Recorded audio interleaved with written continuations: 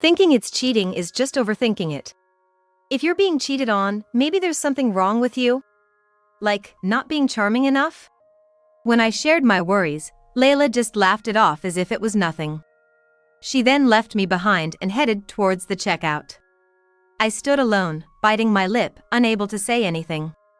Carrying Ava, who was taking shallow breaths with a pale face, I hurried home. I was surprised when I arrived. A car was parked in front of our house, which should have been empty at this time. It was a company car belonging to Jackson's company. Cautiously, I quietly opened the front door, and there were Jackson and Layla's shoes. And from the bedroom, loud voices could be heard. I quickly left the house and headed to my parents' house. "Dad, Layla's in big trouble.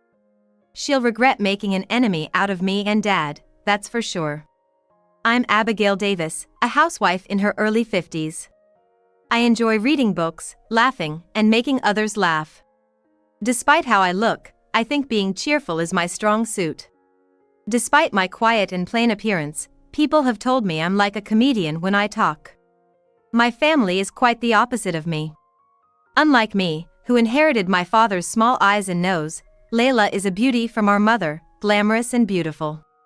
I've been ridiculed for my looks by Layla since we were kids. Like, I'll never forget the incident over 30 years ago.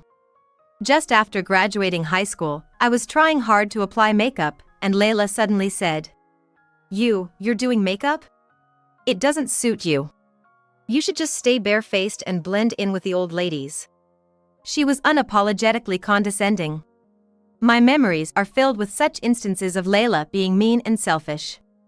As we grew into our 20s, Layla became an elementary school teacher. I had a job at a local company, but even that was a source of ridicule for her. After all, there's no guarantee in the private sector. I'm a public servant, so I'm guaranteed not to fail, which is great. Layla was boastful, but our mother, also a teacher, would frown and sigh. My jovial father would turn even such situations into jokes, making us laugh, but I only felt completely relieved when Layla wasn't around. I fell in love for the first time 3 years after starting my job at the age of 23. The guy was a quiet man from my workplace, wearing glasses, named Jackson. Eagerly heading out on dates, I was always met with a barrage of snide comments from Layla every time we met. Everything from my clothes, makeup, to my choice in men was criticized. But I brushed it off as usual, thrilled to deepen my love with Jackson. "I'm gonna marry Jackson. I've even introduced him to Mom and Dad. You should meet him too, Layla." I announced our marriage over the phone to Jackson. Then, Layla, who was single at the time, responded with a clearly irritated tone. "What? You're getting married before me? Unbelievable. Normally, you'd wait for your older sister, that's just low." I had no choice but to think, well, that's not my problem. I went ahead and got married without hesitation. Jackson and I got along well, and I believe we were truly happy. Soon after, Layla also got married. It seemed like an arranged meeting, and I couldn't help but worry she did it just to compete with me. Her husband, also a teacher like her, seemed like a very serious guy. Layla had kids before I did, and I remember feeling relieved that I didn't have to endure any snide remarks this time. Things were peaceful then. I never imagined that this peace would soon be shattered. After giving birth, I quit my job. Busy with childcare, I could no longer keep up with my appearance, and both my hair and face began to deteriorate. Suddenly, Jackson started to neglect me. "You've suddenly started looking old," he'd say, sighing as we passed by each other. I wanted another child, but Jackson was opposed and wouldn't agree. I was truly shocked and even considered divorce. When I discussed it with friends and parents, they all listened sympathetically. Desperate, I even consulted Layla when we met at our parents' house during a holiday. Her response was less helpful than clutching at straws. "You're lucky to have gotten married at all. If you have complaints, just divorce him now, stop whining." Layla said this as if it were a bother, then went off to fix her makeup and head out. Left behind was her husband, taking care of the kids by himself, looking out of place and uncomfortable at his wife's family home. Realizing once again that I couldn't get along with Layla, I continued to be troubled by Jackson's coldness. Yet, I couldn't bring myself to leave, and time just passed by. Nearly 30 years later. The worries of my youth have faded into the busyness of life, and I've ended up not divorcing Jackson. The romantic feelings are long gone, but I still consider us part of the same team, in a way. When Ava became a middle schooler, I started a part-time job as a cashier, finding a place for myself outside the home. However, the store where I had been working part-time for many years was going to close. The store where I work is closing, so I'm gonna be out of a job next month. I reported at dinner, and Jackson looked up. He seemed a bit surprised. Ava, who had been munching on her hamburger, swallowed and said, "That's okay. Mom, you've been working hard for so long, why don't you take it easy for a while? If you quit your job, we can sync our weekends. Let's go on a family trip or something." I was pleased with Ava's suggestion. Until now, it had been difficult to find a weekend that worked for both busy me and Jackson, who had weekends off. But, as Ava said, it would be easier to coordinate now. Ava works in the service industry, so even as a full-time employee, she has some flexibility in choosing her days off. After dinner, while I was washing the dishes, Jackson suddenly started talking to me. It was rare for us to have a conversation, except maybe while watching TV. "Does not working mean you'll be home all the time? Let me know if you have plans to go out," he said, seemingly concerned about dinner arrangements. "I don't have any specific plans, but I'll be home by the evening if I do." Jackson nodded ambiguously, still appearing to want to ask. It was unusual for him to be this inquisitive without being the controlling type, I thought, promising to let him know if I was going out. Becoming a homemaker again after so long felt strange. Continuing the housework as before left me with too much free time during the day. I tried to enjoy myself by reading more and getting into cooking, but I still found myself with too much leisure time. Above all, I missed talking to people. Moreover, Jackson had started coming home later recently. When I asked him why, he said his workload at the company had increased. So, I decided to visit my father, who lives about a 10-minute drive away. My mother had passed away a few years ago, and since then, my father has been living peacefully with his 2 cats. He was delighted when I visited him with homemade sweets. "By the way, Abigail, have you seen Layla recently?" he asked during our pleasant chat. Since we usually only meet during major holidays, I shook my head. Then, my father said, looking a bit troubled, "Layla is working at a school just 2 stations away now, right? So, it's close. That's why I wanted to share some of the tomatoes plums we buy here. I called her over after work. Then she showed up in quite flashy clothes. I wonder if that's the trend now?" Even if you mention that kind, I can't answer without having seen it myself. By the way, I don't like tomato, but my sister loves them. Something was odd. Layla's phone rang on the table, and when I went to hand it to her, she got really mad and said, "Don't touch it." Plus, she seemed to want to place her phone face down, and when I warned her that it could scratch the screen, she glared at me. That was all there was to it, but I felt somewhat uneasy. That's because my sister wasn't the type to fuss over how she placed her phone in the past. Wondering what was going on, I went home. At dinner that day, I casually mentioned this to my family. "I went to my parents' house today, and my sister seemed off. She's become flashy, and she insists on placing her phone screen down. What's going on with her?" To me, it wasn't just a feeling of discomfort, there was also worry in my words. Then, Ava spoke up. "Aunt Layla isn't cheating, is she?" I almost dropped my chopsticks in shock. Jackson was choking on his soup, coughing. "I read somewhere that those are signs of someone cheating. Other signs include going out more, coming home late, and checking their partner's schedule a lot." Hearing this, I instinctively looked at Jackson. Some of the traits Ava mentioned fit him exactly. I thought it was probably overthinking, but it still bothered me. "Don't talk about that kind of stuff outside. It's embarrassing." Jackson, noticing my gaze, made a sour face. The next day, I unexpectedly ran into my sister. We bumped into each other at the convenience store near our house. Huh, sis. It's rare to see you around here. Going to Dad's house? Maybe because I called out so suddenly, my sister jumped in surprise.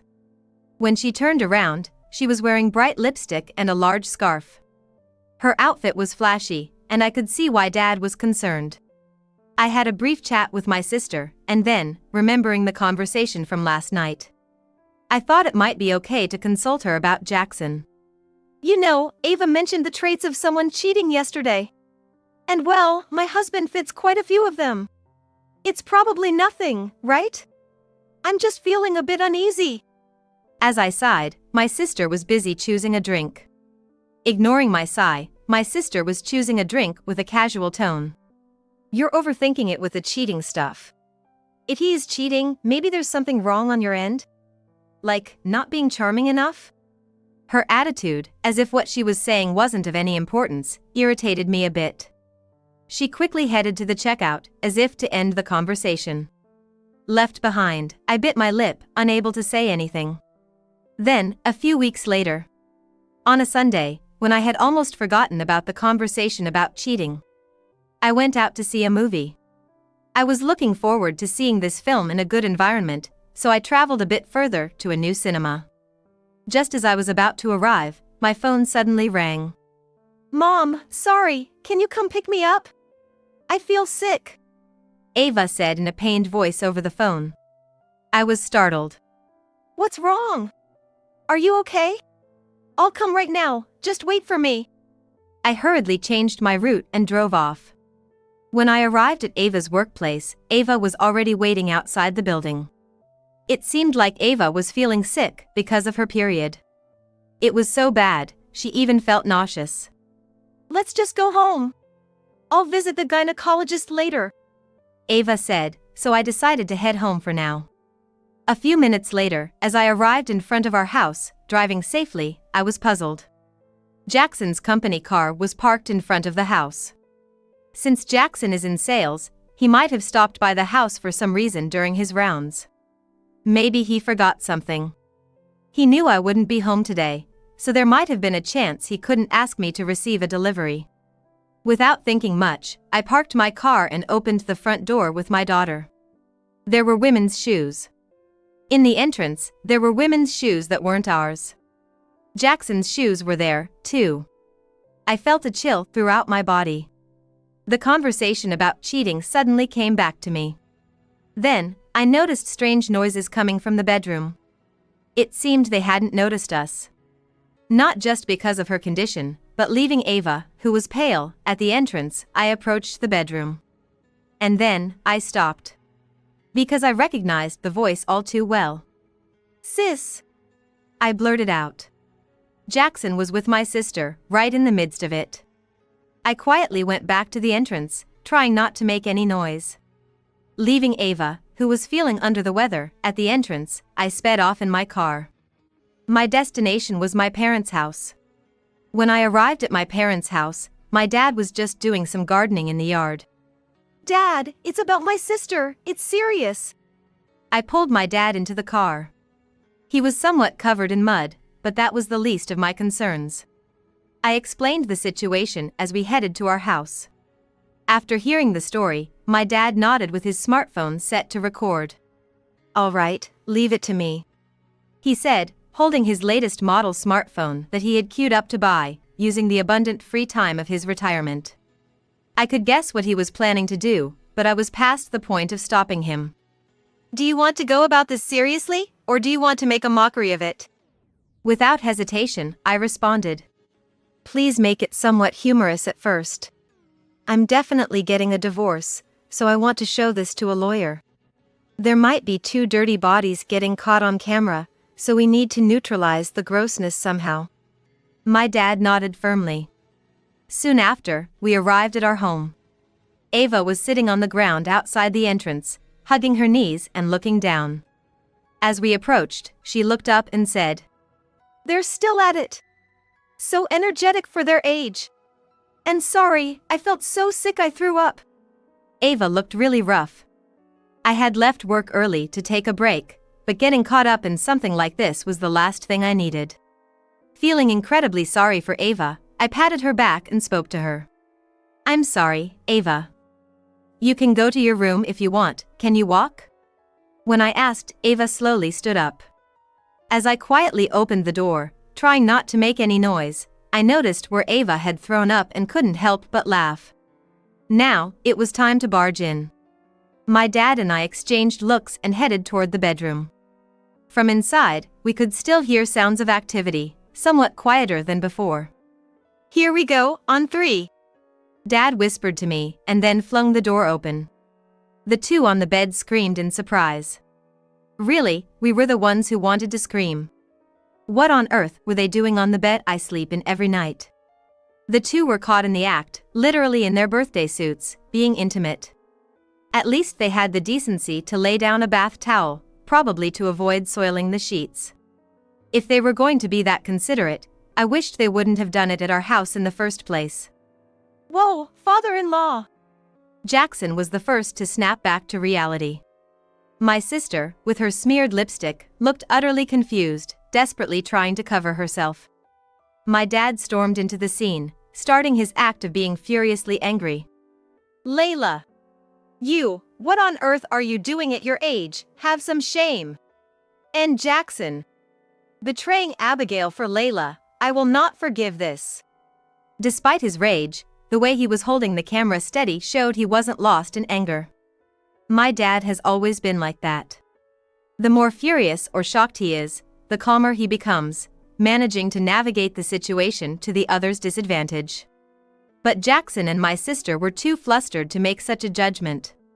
Normally seen as the fun-loving grandpa, my dad had them completely shaking in fear with his eyes narrowed in anger. Handing me the smartphone, he pressed on toward the two even further. Since when have you been doing this? Disgraceful, both of you, ugh, ugh." He turned beet red, ranting incoherently, then suddenly collapsed onto the bed. For a moment, I panicked, thinking he really fell ill, but he deliberately fell in a clean area, so it seemed like an act. I immediately played along with my dad's acting. "Dad! Oh no, maybe the blood rushed to his head and burst a blood vessel. Isn't he breathing?" While pretending to panic, I kept the smartphone's camera firmly aimed at my sister and Jackson. My sister was so fixated on my dad that she didn't notice I was recording. Turning pale, the first thing she said was, "The will, we have to talk about the will." Jackson was also pale, but even he seemed surprised by my sister's reaction. Covering his lower half with a pillow that had fallen, Jackson muttered in a daze. "Is that really what we should be worried about right now?" I couldn't agree more. Then my dad suddenly sat up, sighing deeply at my frozen sister. "Layla, you're really bringing me down. That's just low. How did you end up like this?" My sympathy was inevitable for my dad, who was genuinely appalled, not acting this time. As my dad got up, my sister's expression dropped as if realizing she had messed up. I kept filming the disgraceful scene of Jackson and my sister, egging them on. "That's terrible, sis. To think the first thing you say when your own father collapses is that. It figures, someone who'd do such a thing with her sister's husband would say something different, huh?" My sister turned an angry face toward me, noticing for the first time that she was being recorded. I kept the camera on her as she screamed, trading places with my dad to keep filming. This was to catch Jackson, who was starting to dress in the corner of the room. "Hey, don't you run away.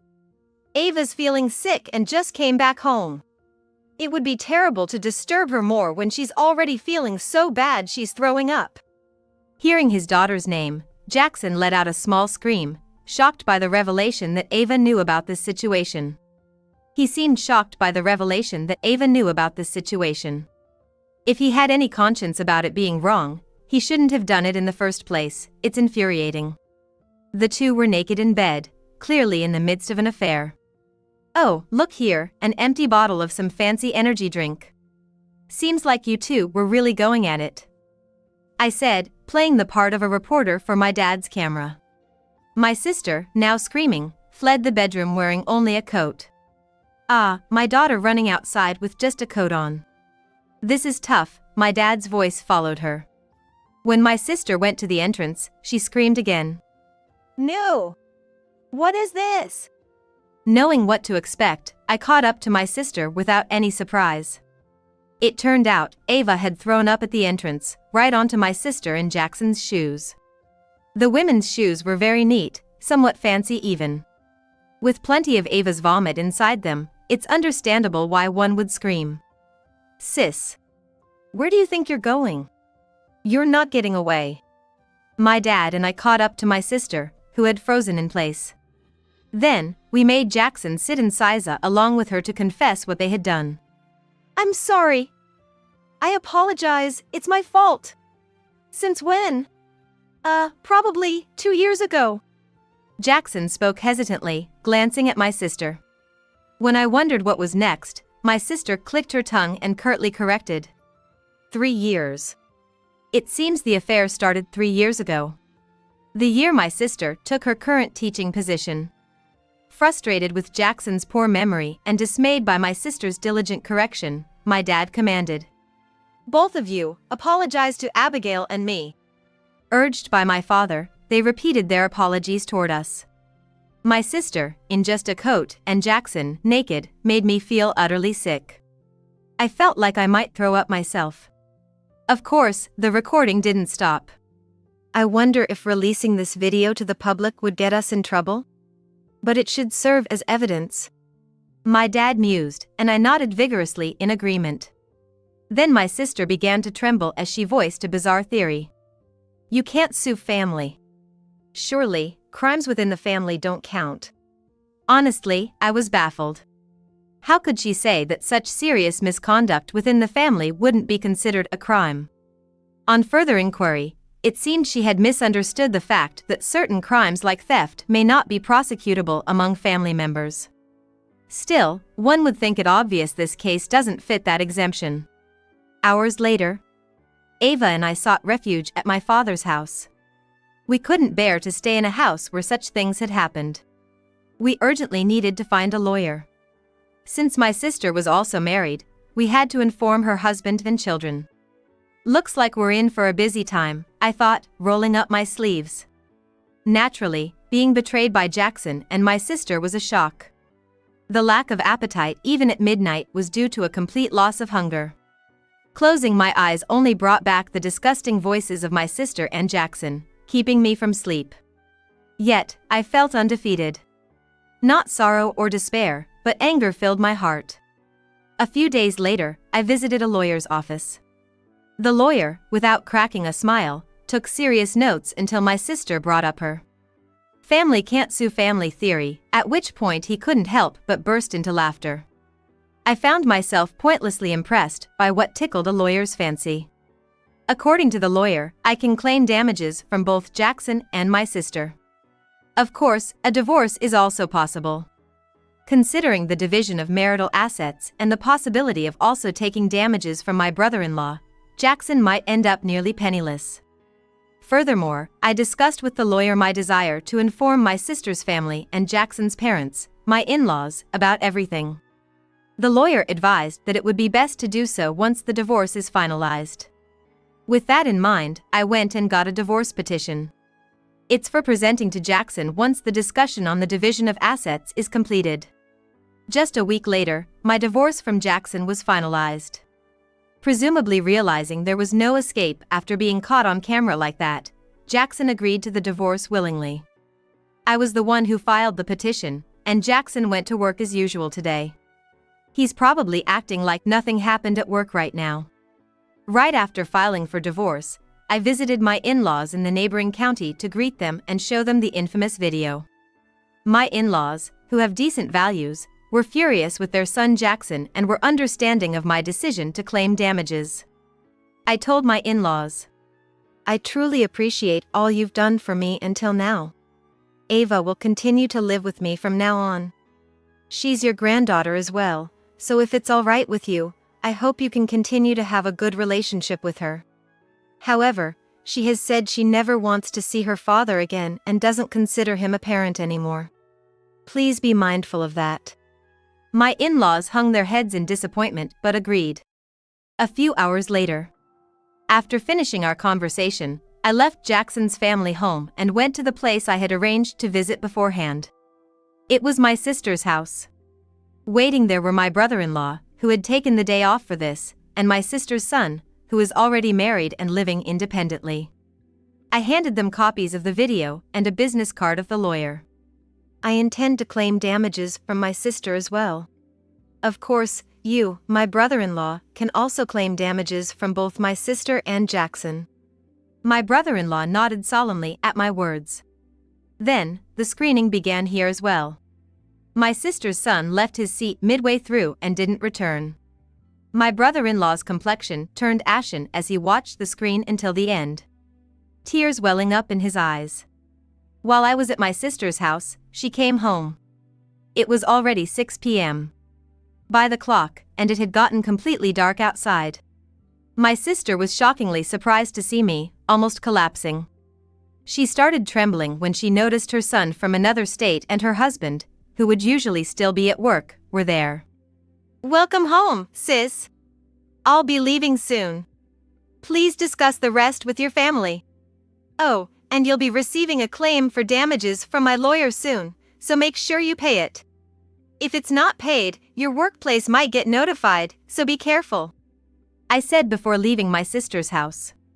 Getting into my car and starting the engine, my sister ran out, shouting something. But I had no intention of listening to her words anymore. I honked briefly and decided to head home. About half a year later, my sister and her husband finally divorced, and she paid a substantial amount in damages. It seems she was quite reluctant to divorce, causing a lot of trouble, which led to a divorce lawsuit. My brother-in-law hired a very competent lawyer, and I heard my sister was thoroughly defeated in court. After the divorce, my sister was kicked out of her house and disowned by the son she had once painfully given birth to.